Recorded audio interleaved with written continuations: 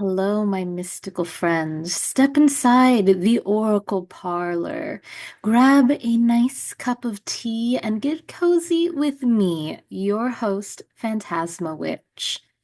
Let us go on a journey of all things magical, mystical, paranormal, ghostly, psychic, as we discuss both my stories as well as the stories of guests where we can share in this beautiful parlor space our experiences, our beliefs, and our ideas without judgment. Welcome. Cozy up. It's time to sip the magical tea. Hello, my magical, mystical friends. Welcome back to the Oracle Parlor podcast. I hope that you are cozy, maybe in your pajamas with a cup of tea, because today we are talking about dreams.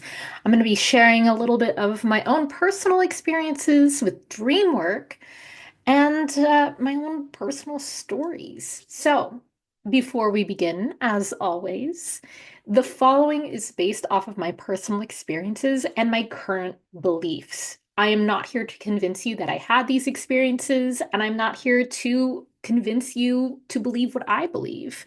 I'm simply sharing these stories with you. And my beliefs may change from when I've recorded this episode, and that's totally normal.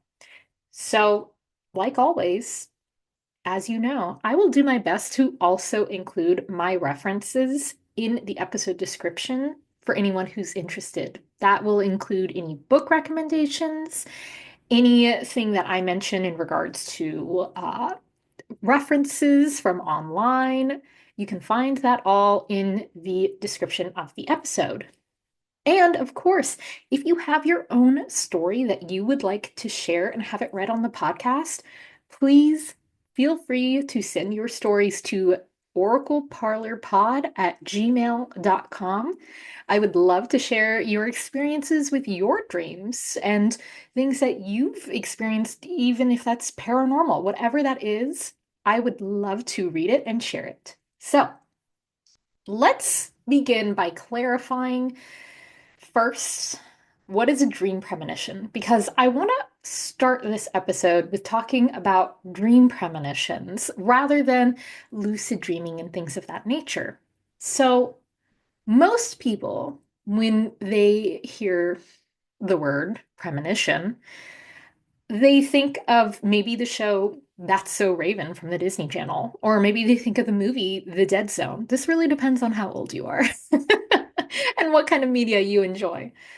But in both of these pieces of media, when a premonition is visually depicted, it's usually depicted as almost like a clip, a movie clip that plays out in the person's mind's eye, in the psychic's mind.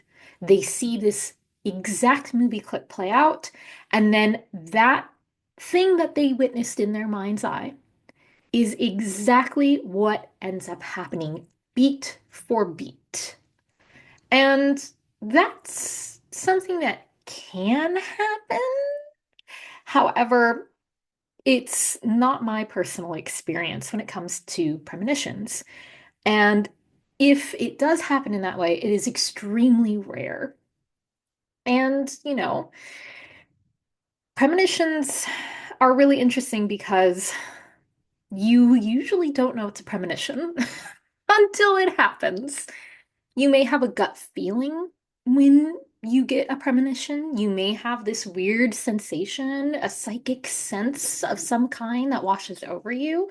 That can absolutely happen. But usually, especially when it comes to dream premonitions, you won't even be aware that the dream that you had was a premonition until it already happened. And then later you look back on it and go, oh, dang. Which is more often than not the experience that I have had. You know, the reason why is because sometimes the imagery in our dreams can be very literal. And sometimes it can be very symbolic. More often than not, our dreams are extremely symbolic. And the same is true for when we have a dream premonition. Our dream premonitions won't always play out like an exact movie clip of what's going to happen beat for beat. A dream premonition won't always be literal visuals, literal signs of, seeing things happen in a very in your face kind of way. It's like any other dream where it may not make sense. It may be kind of off or weird or chaotic, bizarre, but it can still turn out to be a dream premonition much later. And, with repetition, with dream work, and tracking your dreams, your mindful awareness of your dreams, and how you perceive symbolic imagery, the more you do it, the more you actually may start to pick up on subtle differences that could actually be an indicator for you personally on whether or not the dream that you're having could possibly be something more than just a dream. Possibly a premonition, possibly a message, because dreams don't always have to be a premonition in order for it to have deep, significant meaning to us. Now, I personally believe that our dreams are a combination of things. Now, I know some people may be a hard yes, a hard no, black or white, but I like to be somewhere in the gray, especially when it comes to dreams. You have people who believe that dreams are simply our mind sorting through data throughout the day and trying to categorize and process things from both the past as well as the present, and even our concerns of the future. Then, on the opposite side of things, you have people who may believe that dreams always have deep meaning and always have some sort of mystical element to them. And I believe that it can be both, and that both kind of are needed in order for us to fully understand and do dream work. So, if dream work is something that you're really interested in, I invite you to play with both ideas equally. You can have a dream that is deeply meaningful, or even a premonition that is based on things that your mind is sorting through via visual images, via trauma, via life experiences. And our brain takes those experiences and puts them forward in a way that can give us a deeper understanding, which is something I will talk about a little later, because this is something you can incorporate in your dream work. So, with all this understanding of what a dream premonition is, you know, um, I have had my own personal experiences with dream premonitions. And it's important to also say that not all premonitions are going to be deeply meaningful or life-changing. This kind of goes back to the idea of that movie with Christopher Walken that I mentioned, Dead Zone. In Dead Zone, a lot of the premonitions that Christopher Walken's character was having was extremely, deeply life-changing for the people around him. So much so to the point that his character alters the outcome of history, which would have been very grimdark, because he had a premonition about it. Except, again, in my experiences, premonitions don't tend to be that intense or deep and life-changing. Sometimes it's simply like saying, okay, cool. What am I supposed to do with this information? That's okay. It's still fun. It's still magical. It can still fill you with awe and wonder. And the reason why I wanted to say all this before we really got into the dreams and dream premonitions is because if you're someone who listens to this episode and says, oh, this sounds really cool, and I really want to start trying dream work, and I really want to start being more mindful of my own dreams, I don't want you to feel like there's a specific box of, well, a dream premonition has to be important, or a dream premonition has to be literal, or a dream premonition has to be symbolic. It can be everything and none of these things at the same time, because that's just how it is sometimes. It's no clear answer. And again, that's what makes this fun. That's what makes this magical, because I personally have been doing dream interpretation since I was 12 or 13 years old, I think. I've been doing it all my life. And I am still constantly learning and I'm still constantly growing. And there is no exact science to it because dreams are weird. For anyone who here who does remember their dreams, dreams are weird. So, if this is something you want to get into, remember that it's a process. It's never going to be the same twice. It's always going to be different.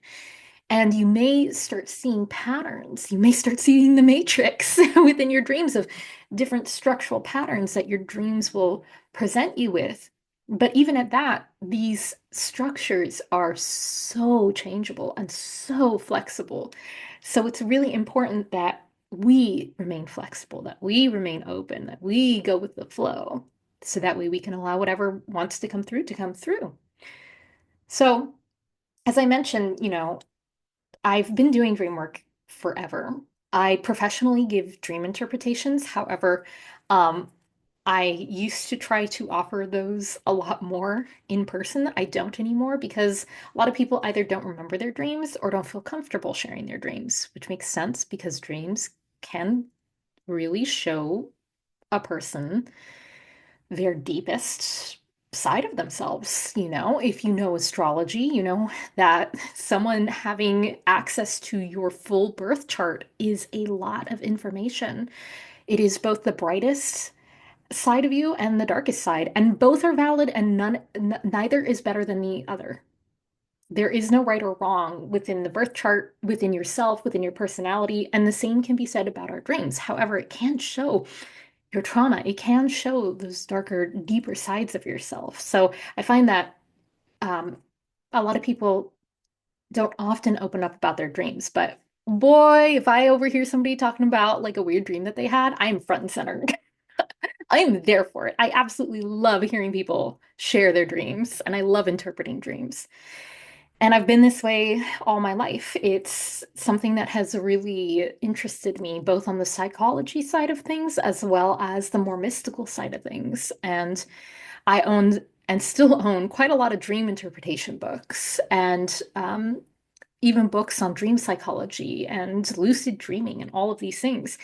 And the reason why this really, really, really interested me as a kid was because dream premonitions and really intense, very vivid visual dreams actually runs in my family on my mom's side of things.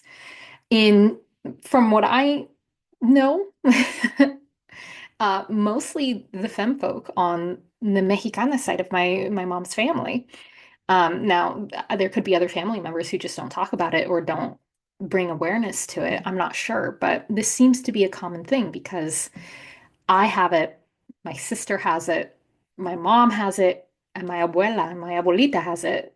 And I know this because we all share these stories with each other. And they're all to varying degrees, and we all have different ways of, receiving these things. And so I wanted to share some of those stories and how those really influenced me to get into dream work. So, you know, my abuelita, she she has a couple of dreams that really, really, really inspired me to look more into dream work because she's one of those people who when she had a dream, you listened.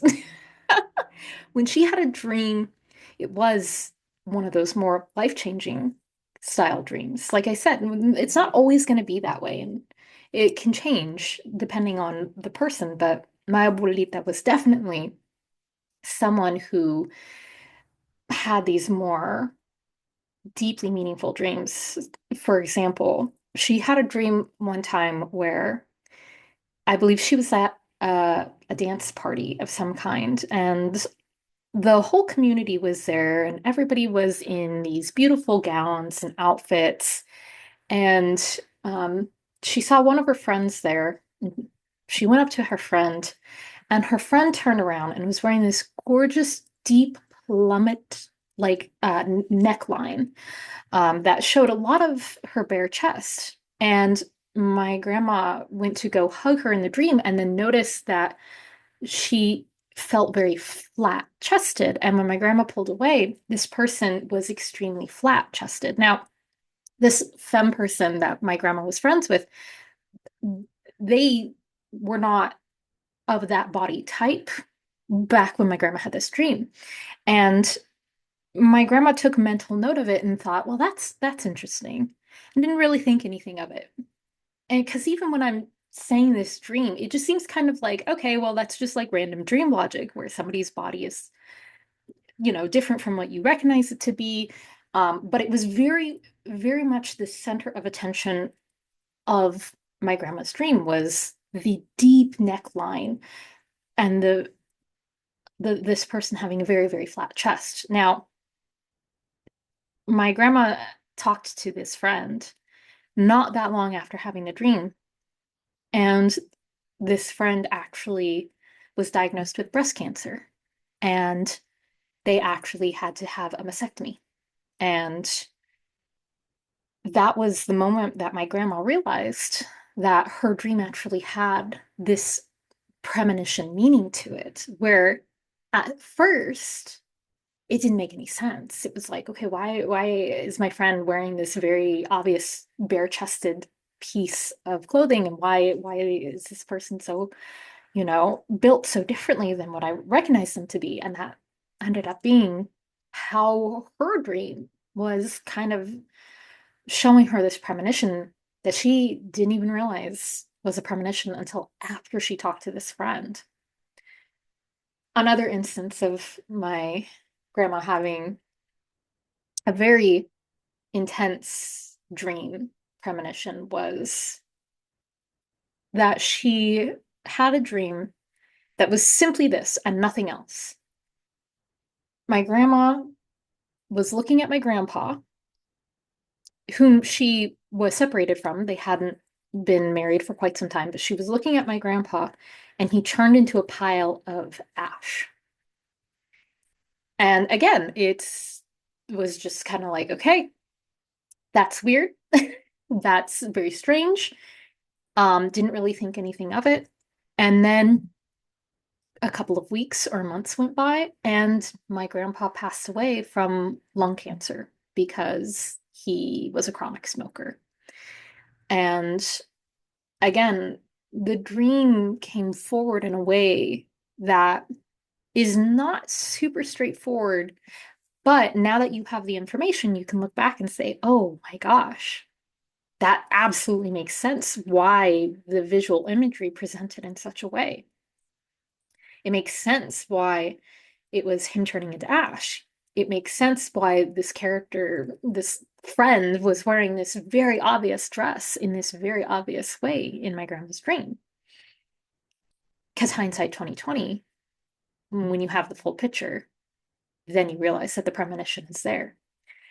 This is very similar to the dream premonitions that I've had, where there's some truth behind the symbolic images. So, one of the first dream premonitions that I know of, and I say this because typically, in order to really know if you're having a special kind of dream or dream premonition, you really need to be mindfully aware of your dreams. Because more often than not, if it doesn't really stand out to you, you're probably not going to take note of it. So, in the examples of my abuelita, of course, she took note of those dreams because they were extremely visual and very intense and were about people that she knew. So she kind of was taking mental note of when it would happen. But with this dream that I'm about to tell you, for me, it definitely was not anything that felt deeply personal. So, I would say this was a few years ago, um, probably about 4 years ago now, I would say, maybe five, where one night I was having a dream where in my dream, I was at my abuelita's house and I went outside because I heard meowing. And in her front yard, there was a box of kittens and no mama cat to be seen.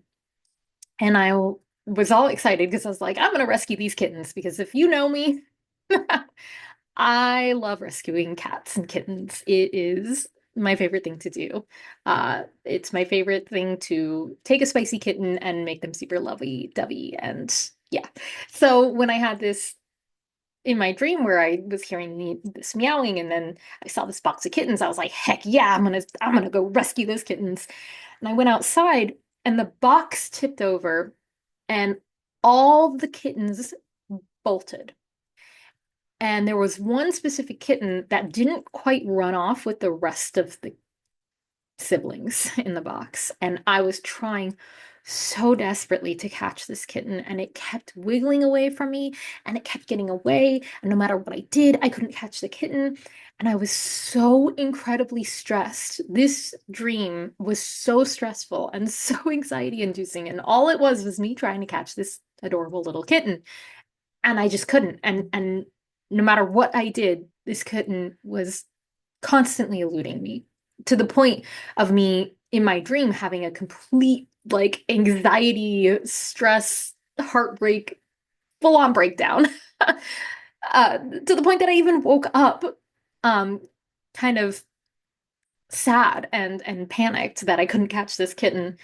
And when I woke up, I thought I heard meowing. Now, yes, I at the time I had two cats, and the thing was I had cats, not kittens, and this was a distinct kitten meow.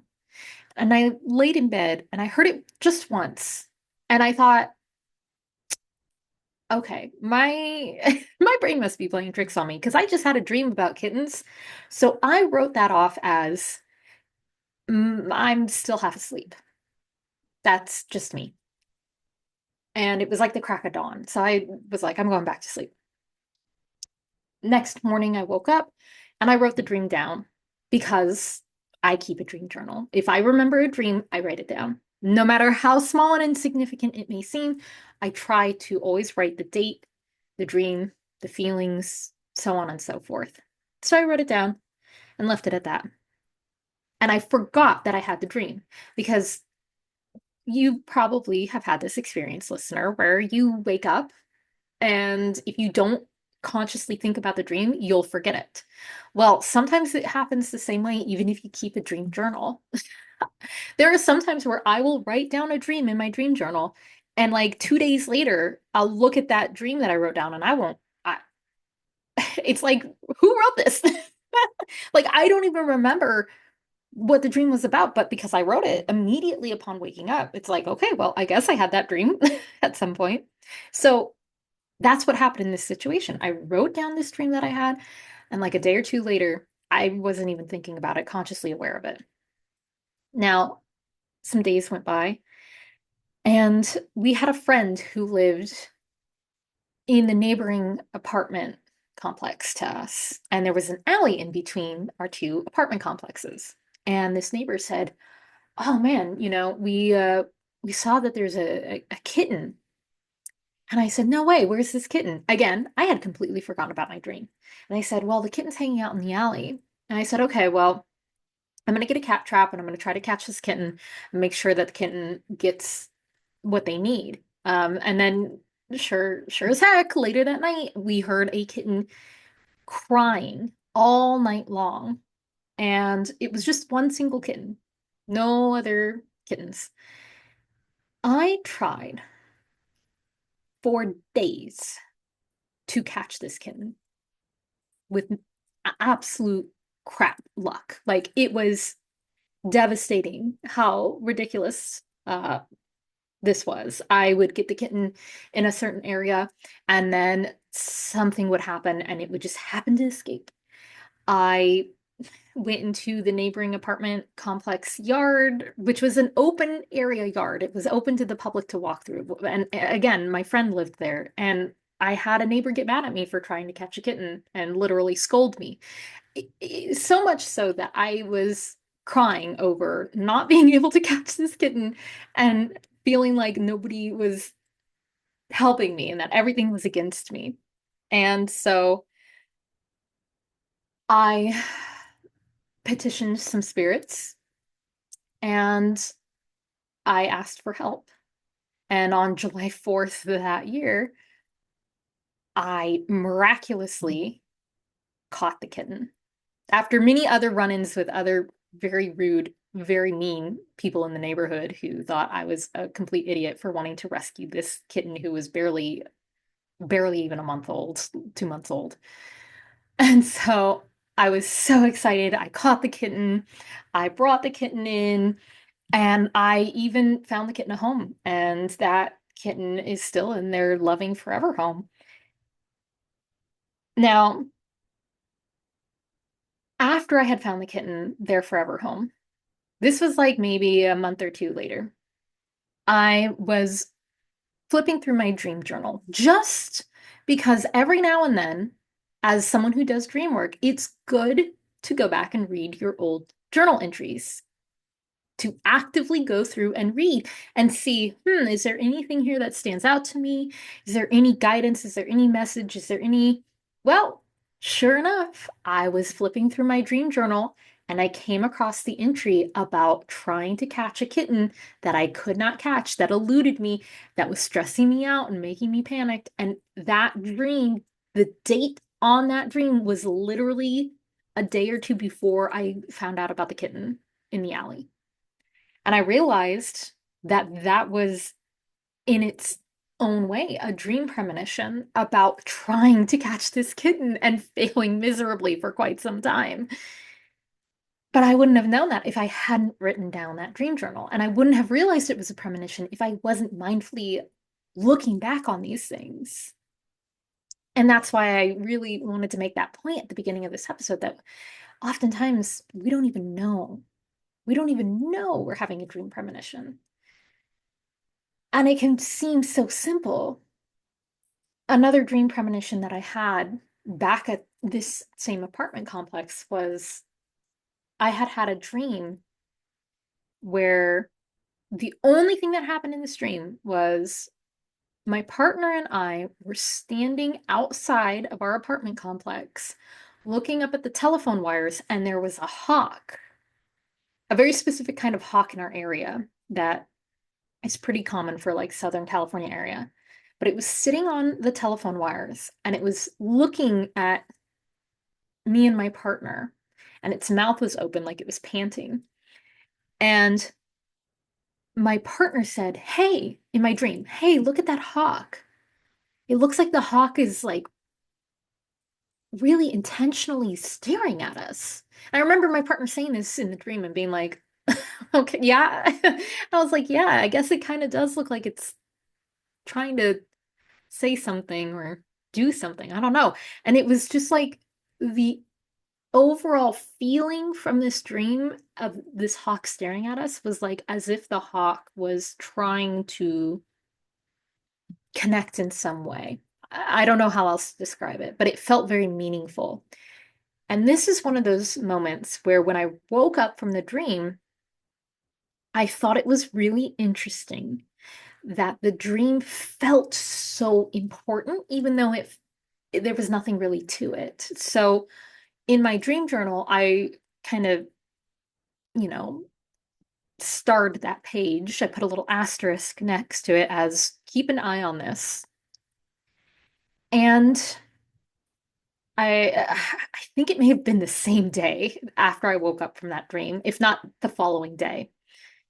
Um, Me and my partner were sitting on the couch watching Turning Red as it had just come out for streaming. And as we were watching the movie, it was uh pretty warm out. So we had the windows open and the door was open with the screen door so we could get some airflow.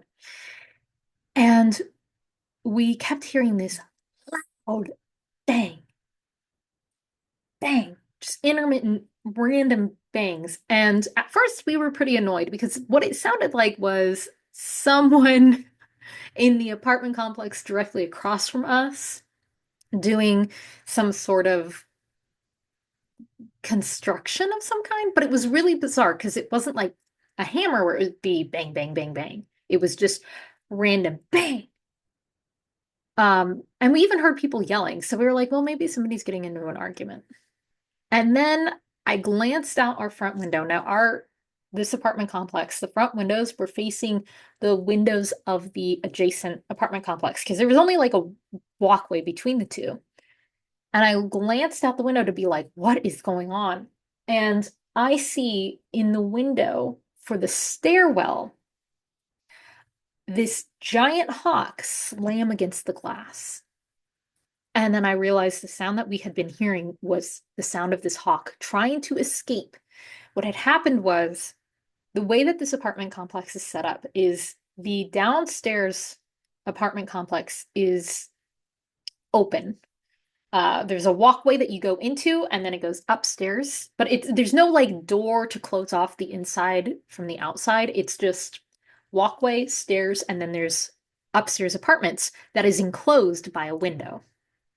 This hawk, we think, was trying to get lunch, possibly the mourning doves that lived right by the entryway.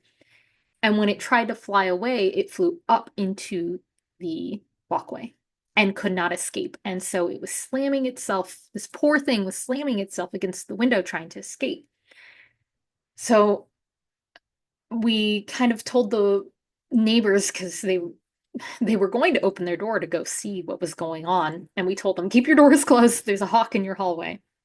And my partner grabbed a towel and went upstairs, and this poor hawk had completely exhausted itself trying to escape through the window, that it was sitting in the corner, panting, staring at my partner. So my partner put the towel over this hawk, gently picked it up, and walked outside. And the hawk kind of wiggled its head out of the towel and stared at my partner the entire time my partner walked down the stairs and went outside.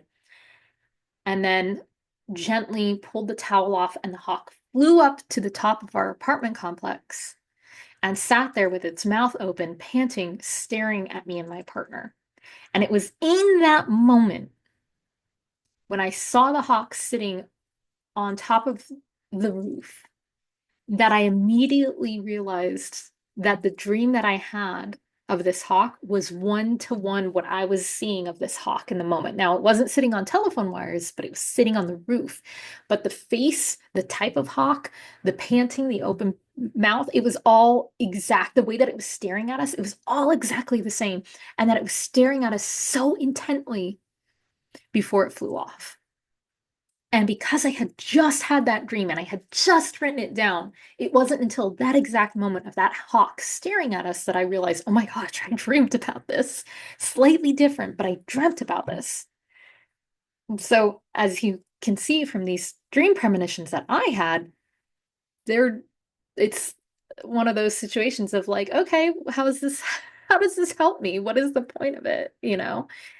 But again, it's all about having fun. It's all about just saying, well, that was a cool experience. That was weird. That's fun. Doesn't have to be anything more than just a weird, fun experience. It can just be kind of bizarre. And there was one other dream that I had, and because I've been doing dream work and because I have been journaling about my dreams and have become even more aware of when something may be a premonition, I realized, and you'll see in this next story too, that all of my dreams have to do with rescuing animals.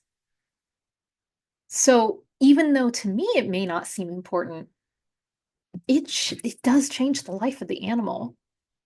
Even if that dream didn't lead me to the animal, it's almost like the dream is an initiation, a preparation for the possibility of this thing to occur so that I'm already mentally and emotionally in the headspace of how to come at that, how to move forward and assist and rescue that animal. So this next one isn't me directly doing any kind of rescuing. However, it is very interesting because it's still within that same kind of realm. I had a dream not that long ago, actually, a couple months ago, where in the dream, I was at my abuelita's place and I was talking with my sister and we were having a conversation and suddenly I heard itty bitty tiny meowing. The tiniest meowing, like fresh newborn kitten meowing. And I told my sister, stop, stop, stop, stop, stop, stop talking. Cat lady mode, activate. Stop talking. And I was like, there's kittens outside. And in my dream, I go into my grandma's backyard and I start digging through everything and I start finding these fresh newborn baby kittens. And I start collecting them up. And I told my sister, we have to find the mother cat because they're too young. They're too young. We got to find the mom. And that was the entirety of the dream. It wasn't about me rescuing the kittens as much as it was about finding the mom, which is really interesting. Flash forward a couple months after this dream, and I get a text out of the blue from my sister of a photo of my abuelita's backyard. And in the backyard is a litter of kittens playing with the mom watching over them. And later, my sister told me after a few weeks that the kittens had kind of gone missing. And then recently, as of like 2 days ago, she sent me another image where the kittens returned and the mom was watching over them. And my sister, as well as some people in the area, were putting out kitten food to make sure that the kittens were getting the food and the fats they needed, as well as the mom. And so, even though I have no direct hands-on contact with this situation, again, it was another dream of animals in a specific location, eating specific things. And even though I have no sway in this at all, it was still really weird that it's like, here again, I'm having dreams about kittens in this way. But again, it doesn't mean that I have, just because we have these psychic moments, doesn't mean we have to actively do something and engage with it and take action. Sometimes it's just meant to be like, this is a thing. That's all. Here it is. Bye. And nothing more. And we're just meant to experience it and be in the moment and recognize, oh, that was something more than just a simple dream. Another common occurrence for me personally, and this really fed into my desire to get into dream work when I was much younger, was because even though when I was much younger, I wasn't having dream premonitions and my abuelita was, I was having very intense, very vivid dreams. And I was lucid dreaming quite a lot. And I would even have dreams where I started to realize I was projecting into the astral. So that's a lot. So, for anyone who's unaware of what lucid dreaming is when we become consciously aware that we are in a dream, thus giving us a brief window of controlled awareness. Now, sometimes lucidity simply happens. Sometimes it's triggered in some way. And other times, people train themselves. Now, if you've seen the movie Inception, you may kind of have an idea of lucid dreaming and what it means to lucid dream and what it means to train yourself to go into a dream and then become lucid in order to do things in an environment that does not quite make sense. And lucid dreaming, you may be thinking, okay, that sounds like a lot of fun because then you could literally go into a dream and fly around and do whatever you want. But lucid dreaming is actually really, really, really good for doing shadow work. It's also really good if you're someone who's got chronic nightmares, like myself, which may be surprising to hear that someone who has chronic nightmares does dream work, because not all the time are my dreams fun. And that is where we come back to kind of what I was talking about earlier about dreams can present trauma in really different ways. One of the great things about being a lucid dreamer is I have had it happen where I would have nightmares. And most people, I feel like, have this happen where if they're in the middle of a nightmare, sometimes they realize that they're having a nightmare and they can force themselves to wake up. And that's a common thing that I've been able to do since I was a kid, is becoming very aware that I was in a nightmare and then having different ways of waking myself up.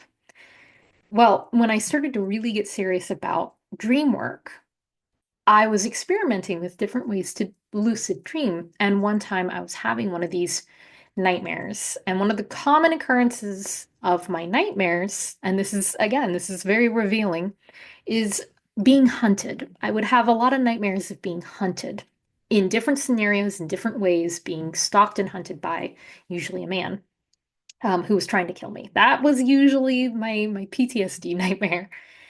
And so one time I was in this nightmare where I realized I was about to be hunted by this man, and I became very aware that I was having a dream. And I stood up in my dream and I said, in this nightmare, and I said, "No, I don't think so." And I snapped my fingers and everything froze.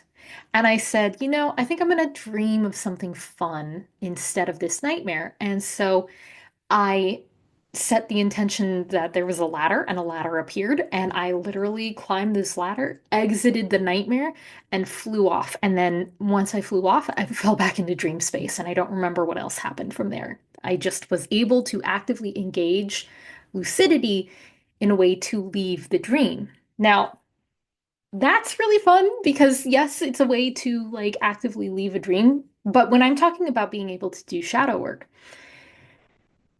what I mean is being able to confront those things, which can be very, very scary, which is something that I did once, and the results were pretty amazing.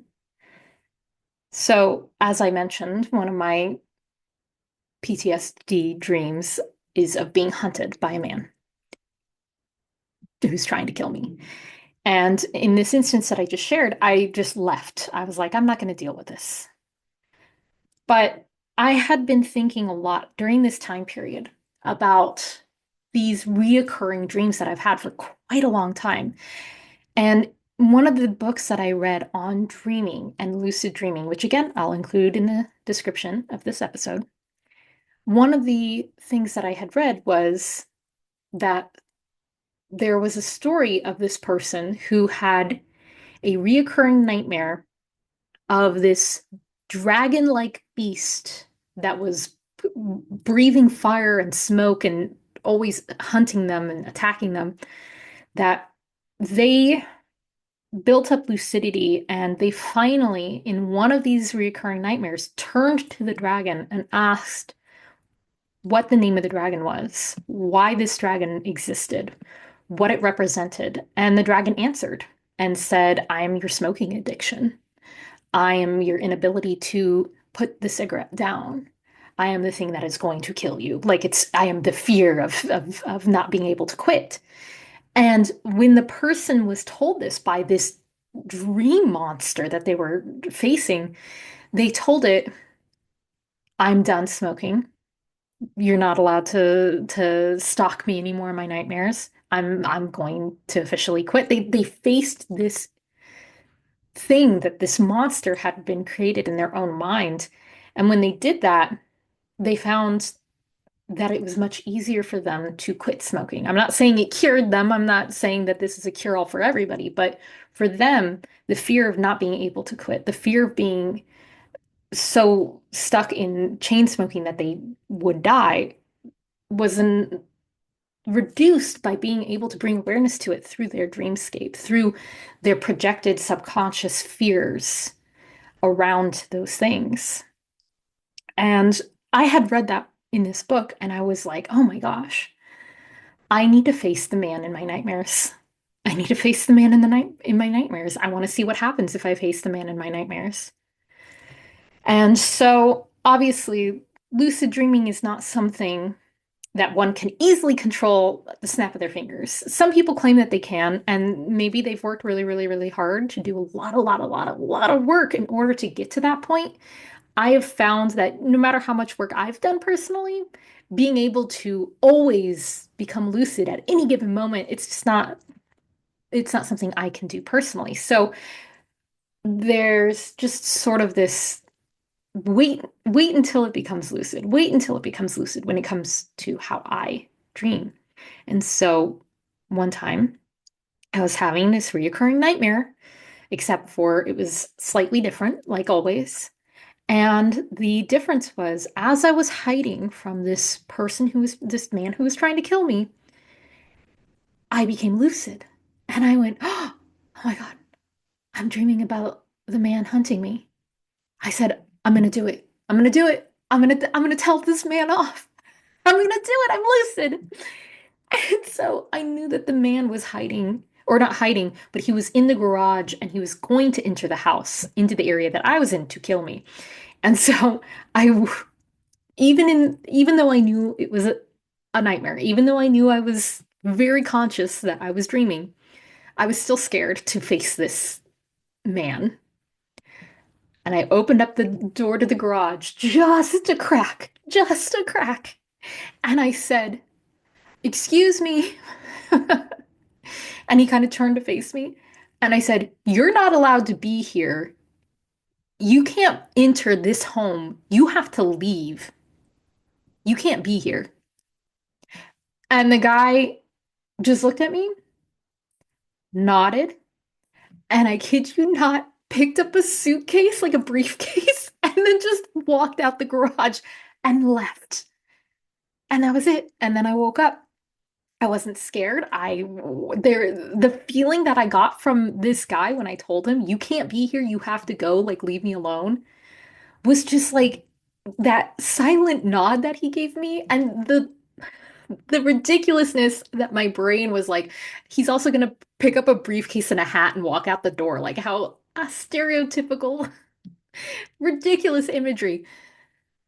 Just it was just this silent understanding of like, I understand. Absolutely. You're in charge. That was the feeling I got.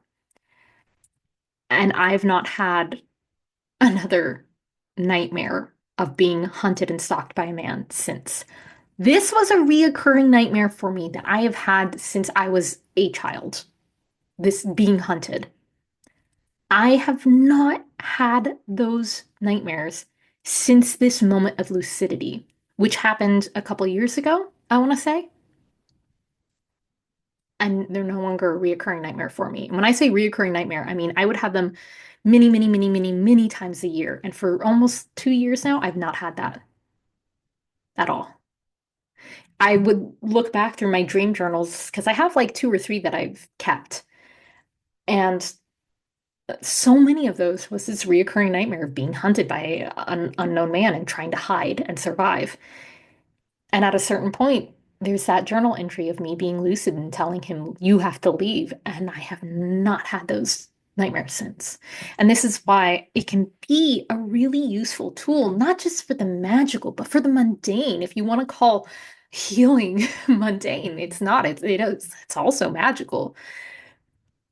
But our dreams are powerful. Our subconscious mind is powerful, whether it's something magical in regards to having premonitions, or it's, simply things that we're currently processing. And this is why I said dreams are both ends of this spectrum of being magical and our brains processing things. It is that in-between reality of being able to do this shadow work, being able to do this healing and deep processing on this interesting plane of existence. Which leads me to the last point here, which I had mentioned, the astral plane. Now, I'm not going to get too much into this, but the astral plane, for anyone who may not be aware, is defined by dictionary.com as a non-physical level or realm of being separate from the physical one, but accessible from it by means of one's astral body or through by people with psychic powers. It's believed to be inhabited by angels and other non-physical beings, including the souls of people who have died or have yet to be born. So this is dictionary.com's kind of idea of what the astral plane is. And I believe that the astral plane definitely is this kind of parallel plane to ours that we can't quite see, that different entities and spirits and beings can absolutely exist in, and that we can consciously through astral projection and meditation go into the astral realm and journey. But I absolutely believe that sometimes we can slip into that through dreams, which is something that I've had happen quite a lot. And through doing all the dream work that I do, I realized that there are certain signs for me personally of when I have projected into the astral. And it's not a it's not a constant thing because if I constantly was projecting into the astral through my dreams, it would be absolutely exhausting. It would be draining. Um, but there are certain things, like I said, that I noticed that when I'm having a dream, just like when I have dreams that feel like they're deeply meaningful and have some sort of significant message or guidance for me, they kind of have a different feeling. Just like how dream premonitions every now and then, it's like, there's an odd feeling here. Um, the astral has visual cues for me personally that stand out, such as extremely clear images, extremely vibrant colors, people in my dream having their own consciousness and opinions and thoughts that aren't like if I were to describe it for me personally, when I'm in a dream, it feels like I'm watching a movie, that I'm playing a video game, that I'm just a character in the game, and I'm not actively engaging with anyone. But when it's more of me in the astral, it's more like these are people, these are entities, these are separate beings. And it's very, very, like I said, vibrant and very clear and has a completely different feeling. And usually, when I have dreams that I believe are me projecting into the astral, those are the ones where when I wake up in the morning, it feels like I didn't get any sleep. It feels like I'm completely exhausted. And it's not the kind of like, oh, I didn't get good sleep. No, it feels like I ran a marathon. Because what I believe is happening is when I'm projecting out into the astral, it's still taking a lot of energy and a lot of focus. And so I'm not actually resting. I'm still doing things.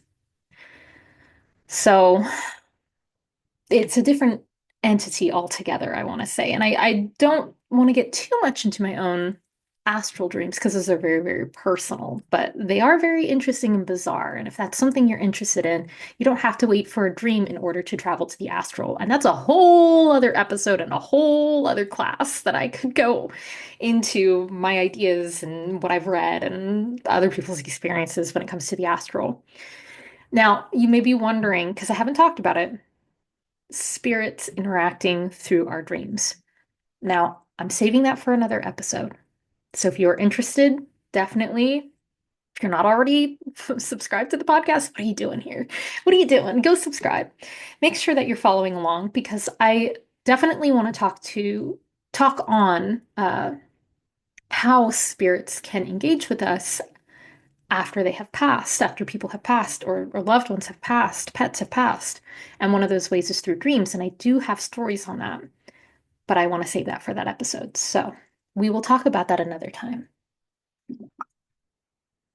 Lastly, I want to say that I have had dreams about things that are currently happening in today's world, in politics, in movements.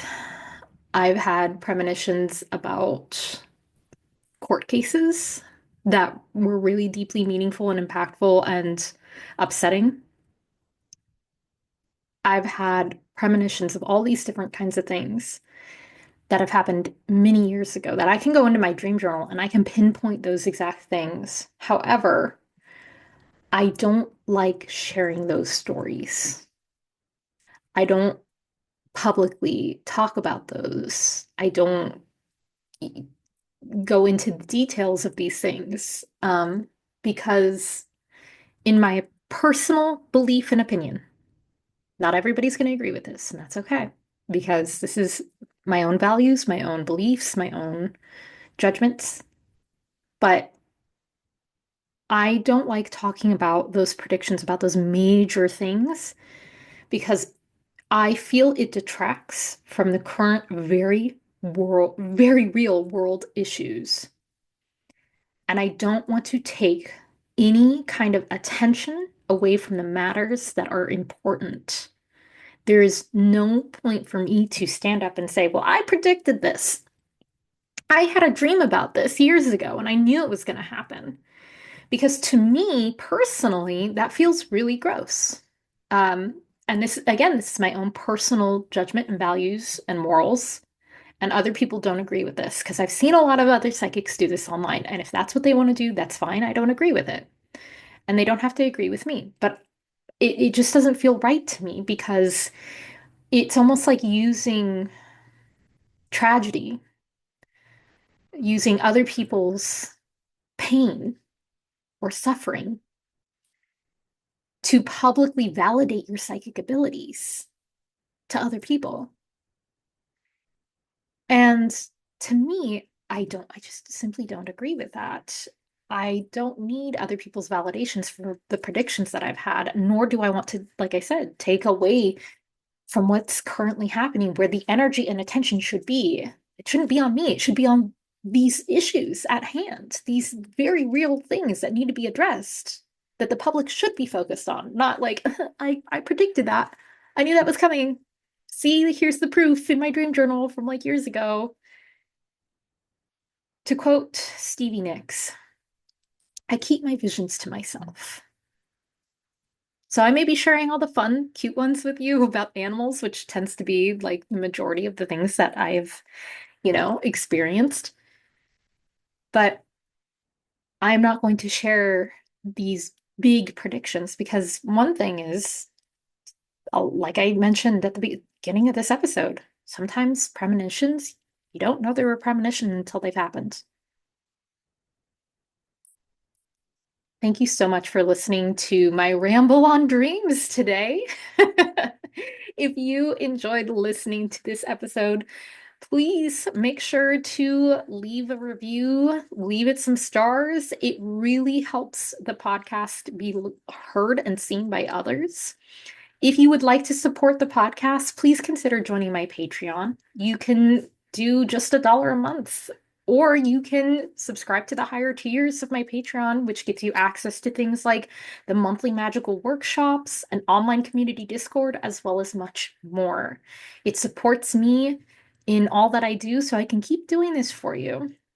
Remember that you can always send in your own experiences with the paranormal or the topic at hand today on dreams to possibly have it read on the podcast. Simply email your story to oracleparlorpod@gmail.com.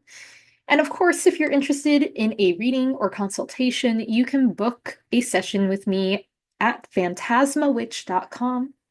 Thank you all so much again for joining me today. I will see you next time in the parlor. Thank you for joining me on this magical, mystical journey within the Oracle Parlor. It has been such a pleasure to have you, and please, if you have questions or a spooky story that you would like to share with the podcast, email oracleparlorpod@gmail.com. If you would like to learn more from me, Fantasma Witch, head over to my Patreon. There are free memberships as well as paid memberships where you can get access to monthly magical workshops, Q&A, behind the scenes, and so much more. Don't forget, you can also book a reading directly with me, whether that's tarot, palm reading, pet communication, or even mystical intuitive consultations. You can find all that and more on my website, phantasmawitch.com. That's FANTASMAWITCH.com. You can also find me on Instagram at Fantasma Witch, as well as TikTok at Fantasma Witch. And if you aren't listening to this on YouTube, you can also find me there at Fantasma Witch. If you enjoyed the podcast, please, please, please make sure you leave a rating, share it with people you know. It really helps out. Thank you again, and I will see you witches in the next episode.